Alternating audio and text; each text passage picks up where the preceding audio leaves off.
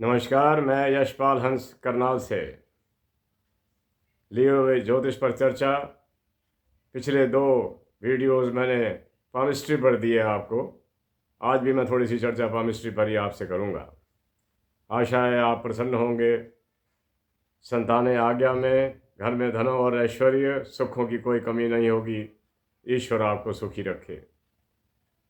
मेरी शुभकामनाएं सदा आपके साथ। आप मुझे सुनते हैं और कमेंट्स देने की कोशिश करते हैं, करते भी हैं, और मैं भी कोशिश करता हूं कि आपको जवाब दिया जाए। कई जवाबों का कई बार कोई औचित्य नहीं होता तो मैं नहीं दे पाता, उसके लिए मैं क्षमा चाहता हूं। और जो कोई ऐसी बात होती है जिस पर कमेंट्स देने बड़े ज़रूरी होते हैं, मैं दे दिया करता हूं। तो ज्योतिष पर आता हूं। पिछली बार मैंने आपको 2-3 बातें बताई थी। आज भी मैं आपको 2-3 बातें और बताना चाहता हूं। मैंने आपको बता रखा है कि हस्तरेखा एक समुद्रिक ज्ञान है, इसकी कोई सीमा नहीं है। जैसे जैसे कुंडलियों के अंदर मैं देखता हूँ कि किसी की दशा बदली, किसी की महादशा बदली, तो उसी के साथ साथ थोड़ी थोड़ी रेखाएं भी बदलनी शुरू हो जाती। अगर उस पर गहराई से अध्ययन किया जाए तो हमको पता चल जाता। प्यारे बंधुओं, कुंडली में कई लोगों की कुंडलियाँ नहीं मिलती। विश्वास कीजिए, कईयों को अपना डेट ऑफ बर्थ याद नहीं होता। ऐसा कई बार हमें देखने को भी मिला। फिर हम प्रश्न कुंडली बनाकर देखते हैं, लेकिन प्रश्न कुंडली में वो बात तो नहीं आ सकती ना जो वास्तविक जन्म कुंडली के अंदर है। आज मैं आपको बताता हूं कि हम हथेली के माध्यम से गज केसरी योग कैसे ढूंढते हैं। बड़ा साधारण सा है, लेकिन हमारे लिए को काफ़ी समय लगा इस चीज़ को जानने के लिए। वो मैं आज आपको बताता हूं कि अगर ध्यान से सुनिएगा, कोई रेखा भाग्य रेखा के साथ साथ समानांतर मैं आपको बना के दिखाता हूं, आप देखते रहिएगा। ये हमारी भाग्य रेखा, इसके समानांतर जीवन रेखा से, समझिएगा, ये हमारी भाग्य रेखा है, चंद्रमा से शुरू होने वाली। ये उसके समानांतर अगर कोई रेखा इस प्रकार चलती हुई जीवन रेखा से मिलती हुई सीधी जुपिटर के माउंट पर चली जाए तो कह दीजिएगा कि इसकी कुंडली के अंदर गज केसरी योग है। क्योंकि चंद्रमा और बृहस्पति इकट्ठा हो रहे हैं और समानांतर रूप में इकट्ठे हो रहे हैं, भाग्य रेखा के साथ साथ इकट्ठे हो रहे हैं। भाग्य रेखा अपना रोल अलग करेगी। ये देखिए ना, ये भाग्य रेखा, ये भाग्य रेखा, ये अपना काम अलग करेगी। ये जो रेखा ये उसके समानांतर शुरू हुई और सीधा बृहस्पति के माउंट पर जा रही है, ये अपना काम अलग करेगी। इसी का नाम गज केसरी योग है। ऐसे व्यक्ति की कुंडली में गज केसरी योग का मतलब क्या होता है? या तो चंद्रमा और बृहस्पति इकट्ठा हो जाएं केंद्रों के अंदर, त्रिकोण के अंदर, या परस्पर दृष्टि डाल रहे हो और ठीक स्थिति के अंदर हो। गज केसरी योग एज फॉल। आगे मैं आपको एक और बात बताता हूं जो हमने पढ़ी भी और जो मैं आज महसूस भी करता हूं कि हमारी उंगलियों के 3 पोर्स होते हैं। ऊपर वाला पोर, नीचे वाला पोर, नीचे वाला पोर। 1 2 3। इसके भी 1 2 3, 1 2 3, 1 2 3। अब हम कैसे जाने कि किस व्यक्ति का जवानी कैसे गई, बचपन कैसे गया, बुढ़ापा कैसे जाएगा? उसके बारे में आपको बताता हूं मैं। ये चीज़ें हमने पुस्तकों में देखी। मैं हमेशा कहता रहता हूँ ना कि मेरी अपनी कोई व्याख्या नहीं है। जो मैंने पुस्तकों से ज्ञान अर्जित किया मैं आपको बताता हूँ। और जो लोग ज्योतिष पढ़ रहे हैं, जो ज्योतिष में रुचि रखते हैं, मैंने देखा हथेली में तो रुचि बहुत लोगों की है। हर आदमी अपनी हथेली देखने लग जाता है। न्यूमरोलॉजी का भी यही है कि नंबर्स देखने लग जाता है। और मैं कहता हूँ ये जानिए, आखिर गणित ही है। गणित का अपना एक महत्व है। गणित के महत्व को हम छोड़ नहीं सकते, खो नहीं सकते। गणित का अपना एक महत्व है। तो मैं आपको बता रहा था कि जिन लोगों का ऊपरला हिस्सा दुर्बल हो, ये वाला ऊपरले पोर्स अगर दुर्बल हैं तो उसका बचपन जरूर तंगी में गया होगा। अगर ऊपरले पोर्स दुर्बल हैं, दबे हुए हैं, तो उसका बचपन ज़रूर तंगी में गया होगा। अगर उसके बीच वाले पोर्स ठीक हैं या वो भी दबे हुए हैं, अगर ठीक हैं तो जवानी ठीक गई, अच्छा चला होगा जीवन उसका। और अगर दबे हुए हैं तो युवावस्था में भी तंगी आई होगी। अगर तीसरे पोर्स ऊंचाई पकड़ जाएं, माउंट्स बना जाएं, तो उस व्यक्ति का वृद्धावस्था बहुत अच्छी जाएगी। बहुत लोग हमने ऐसे देखे जो बचपन के अंदर काफ़ी परेशान रहे, जवानी में बड़े परेशान रहे, लेकिन बुढ़ापा बहुत अच्छा गुजरा। तो यहाँ से आप समझ लीजिए, अगर ऊपरला पोर मजबूत है तो बचपन बहुत अच्छा गया होगा। बीच का अगर कमज़ोर हो गया तो जवानी कष्ट में गई होगी। अगर तीसरा भी कमज़ोर जा रहा है तो बुढ़ापा भी सहयोग नहीं करेगा। आप मेरी बातों को सुन रहे हैं, ज़रूर आप ध्यान भी दे रहे होंगे। मैं आपको एक और बात बताना चाहता हूँ, ये बड़ी इंपॉर्टेंट है। बृहस्पति का जो माउंट है ये कुछ बाकियों से डिफरेंट है, दूसरों की अपेक्षा कुछ इसके अंदर गुण और प्रकार के हैं। अगर किसी व्यक्ति की हथेली पर इस प्रकार से देखिएगा आप, मैं बना रहा हूं, बृहस्पति वलय बन जाए, गोलाई ले जाए इस तरह से, वो व्यक्ति आउटस्टैंडिंग होगा। क्योंकि यहां पर शनि और बृहस्पति कहीं इकट्ठा हो रहे हैं, और शनि और बृहस्पति का इकट्ठा चाहे वो कुंडली में भी हो जाए, परस्पर भले ही वो मित्र नहीं है, लेकिन इनका आपस में कुछ योगदान सहयोग है जरूर। ये ठीक है, मैं मानता हूं कि बृहस्पति मकर राशि में शनि की राशि में जाकर नीच के हो जाते हैं, लेकिन कुंभ राशि में उनका महत्व अभूतपूर्व है। मैंने आपको बताया था ना कि एक लेखक हुए, उनका नाम मानकचंद जैन था। मैंने उनकी पुस्तक में ये पढ़ा था कि उच्च का बृहस्पति जो कर्क राशि में होता है वही स्थिति वो प्राप्त करता है अगर वो कुंभ राशि में होता है। और ऐसा मैंने अनुभव किया। 2-3 जगह देखने का ये मौका मिला, और उनको मैंने बहुत, जिसे कहते हैं, ज़मीनी स्तर से उठकर कहीं से कहीं पहुंचते हुए देखा। भले वो राजनीति में थे, व्यापार में थे, कहीं थे, इसका कोई सवाल नहीं है। तो मैं आपको बता रहा था कि अगर ये वलय बनता है, ऐसा आर्क गोलाई लिए हुए है, तो ऐसा व्यक्ति जो होगा आउटस्टैंडिंग होगा।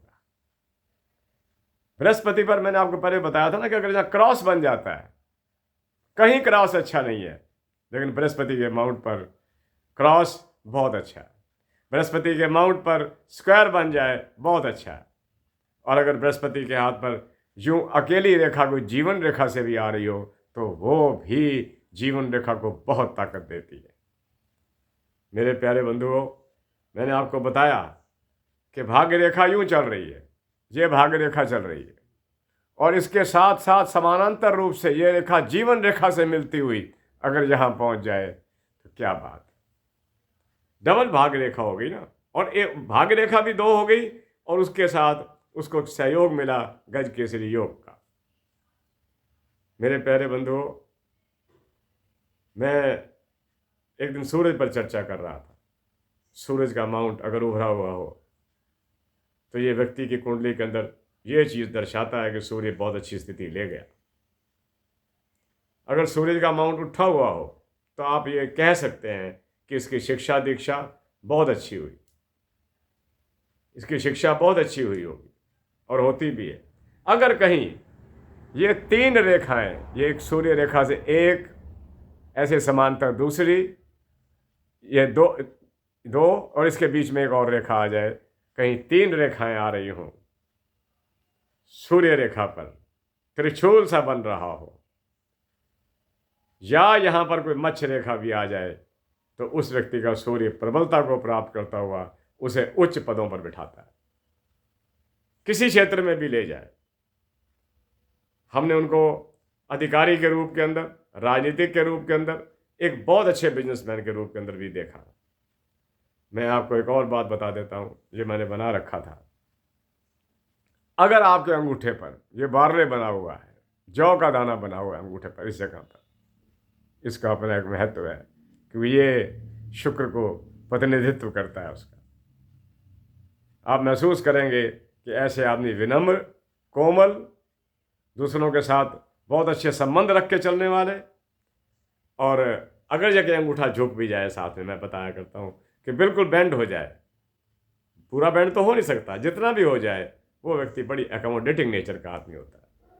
मैंने पिछली बार भी आपसे एक शब्द कहे थे कि अगर शत्रु भी उसके पास किसी विचार विमर्श के लिए आ जाए तो वो कभी गलत सलाह नहीं देगा। ये उसकी विशेषता होती है, जिनका अंगूठा झुक जाता है।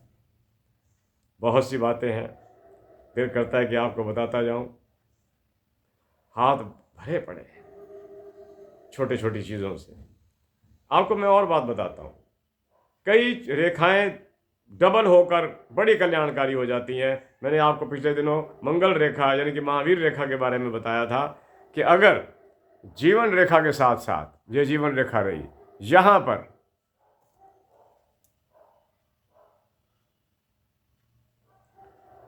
इस तरह से एक और रेखा खड़ी हो जाए, ये इस प्रकार से जीवन रेखा ये रही, दूसरी रेखा खड़ी पैरेलल खड़ी हो जाए, इसे महावीर रेखा कहते हैं ईश्वर इसका अंग संग सहायी होता है, किसी देवी देवता का साथ इसके साथ होता है।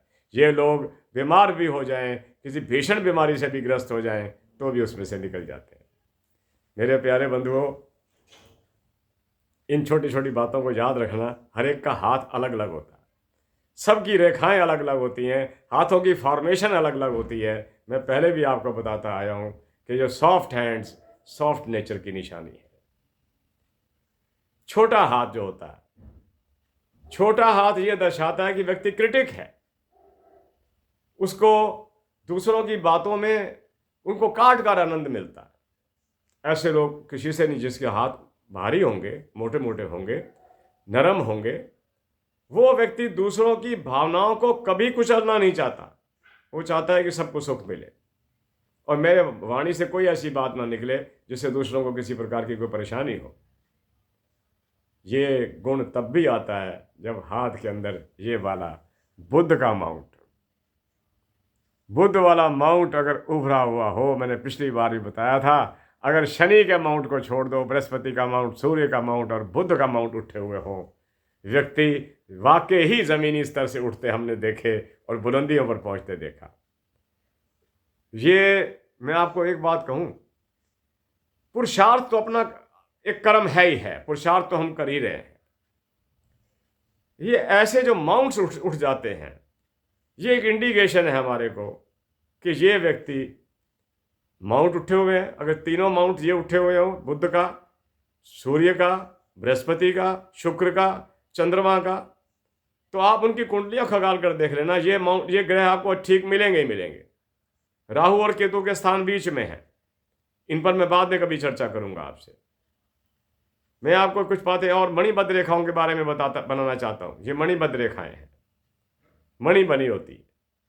अगर किसी ये 2 या 3 हो जाए, बहुत कल्याणकारी है, शुभ है, उनको ईश्वर की कृपाएं मिलती हैं। एक बात मैंने आपको और भी बताई थी, मैं कभी पैरों की रेखाओं पर भी चर्चा करूंगा। वैसे तो आम तौर पर लोगों के पांव में रेखाएं नहीं मिलती, किसी किसी के मिलती हैं, उस पर भी चर्चा होनी चाहिए। उसकी मेरे पास पुस्तकें भी हैं, मैं उस पर भी चर्चा करूंगा आपके साथ।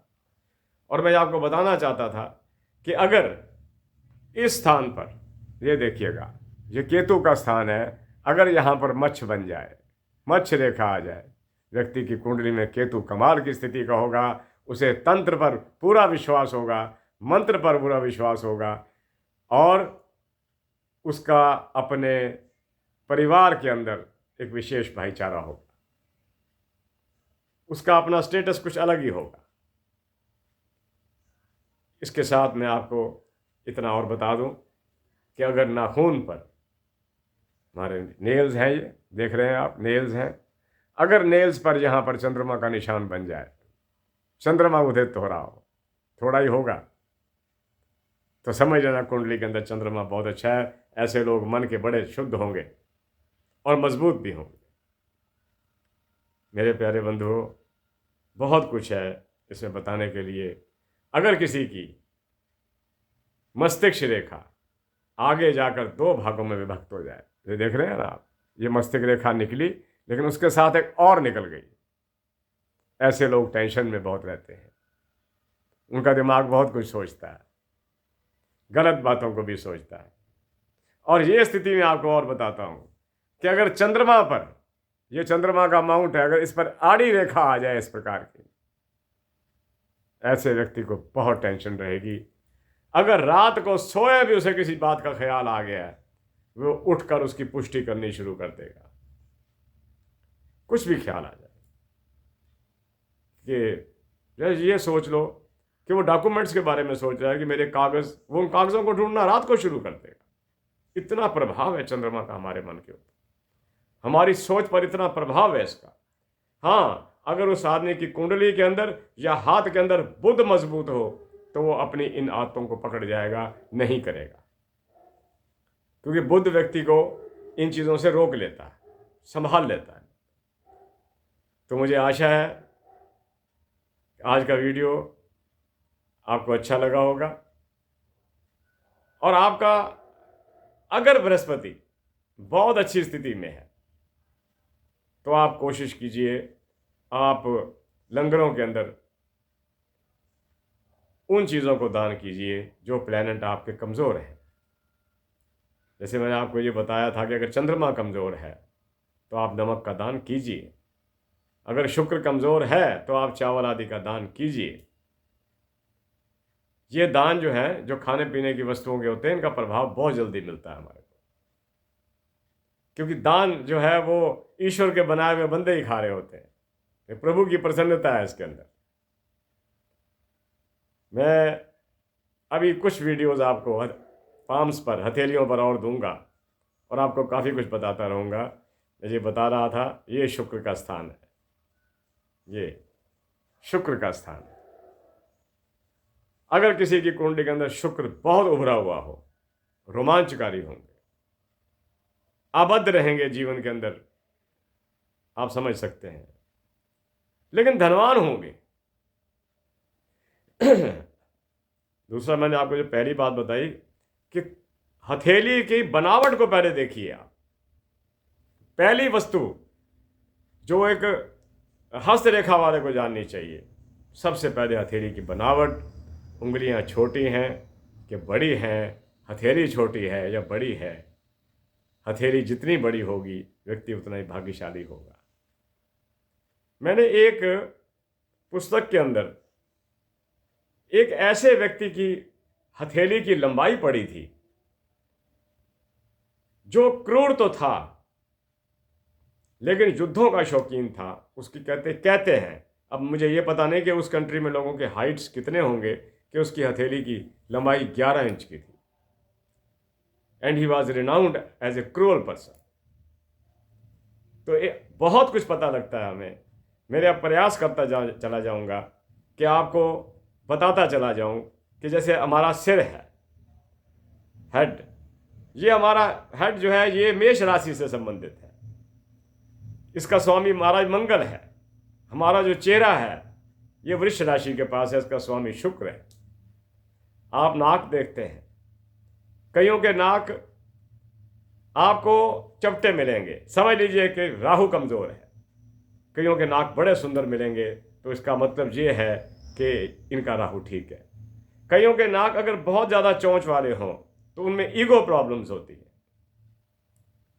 तो इसी तरह मैं आपको बताता चला जाऊंगा, जैसे हमारी ये कंधे हैं, ये मिथुन राशि से रिलेट करते हैं, बुध से रिलेट करते हैं। चंद्रमा, कर्क, सिंह, कन्या, तुला और वृश्चिक, ये 5 राशियां सीधी पेट के पास जाती हैं। चंद्रमा, कर्क, सिंह, सूर्य, कन्या, बुध, तुला, शुक्र और वृश्चिक, मंगल, 5 राशियां पेट से रिलेट करती हैं। जो आप सुनते रहते हैं कि फलाने का फलाना ऑपरेशन हो गया, मेरे भी शायद कई हुए होंगे, ये मैं अछूता नहीं हूँ उस चीज़ से। मुझे तो खैर बहुत कुछ देखना पड़ा, क्योंकि मेरी कर्क राशि के अंदर कुछ दिक्कत थी मेरे को। उसका सीधा प्रभाव स्टोमिक पर आता है। ऐसे ही लिवर है, स्प्लीन है, गॉल ब्लैडर्स है, इंटेस्टाइन है, लार्ज इंटेस्टाइन है, रेक्टम है।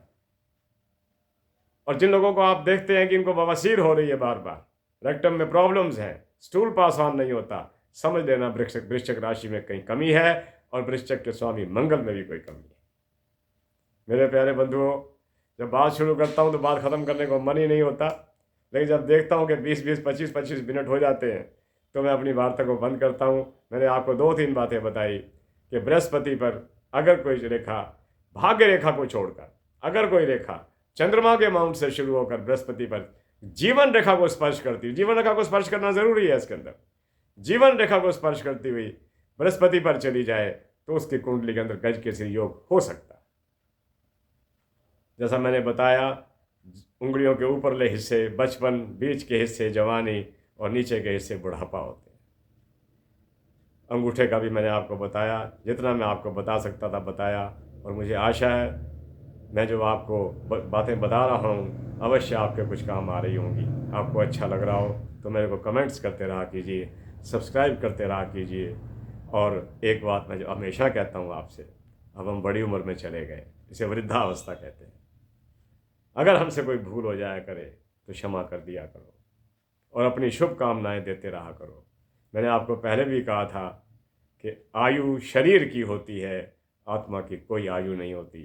परमात्मा ने हो सकता है सब आत्माओं का निर्माण एक ही समय में किया हो। आप सब मुझे आशीर्वाद भी दिया करो कि मेरे में सामर्थ्य रहे और मैं आपसे बातें करता रहूं, जितना भी हो सके, जिस जिस विषय पर भी हो सके, मैं आपको कुछ ना कुछ बताता रहूं। बहुत लंबा जीवन मैंने बिताया, 40 वर्ष तो मुझे ज्योतिष की दुनिया में ही हो गए। इसी के साथ मैं यशपाल हंस करनाल से आपसे आज्ञा लेता हूं। जय जगत, जय भारत, नमस्कार।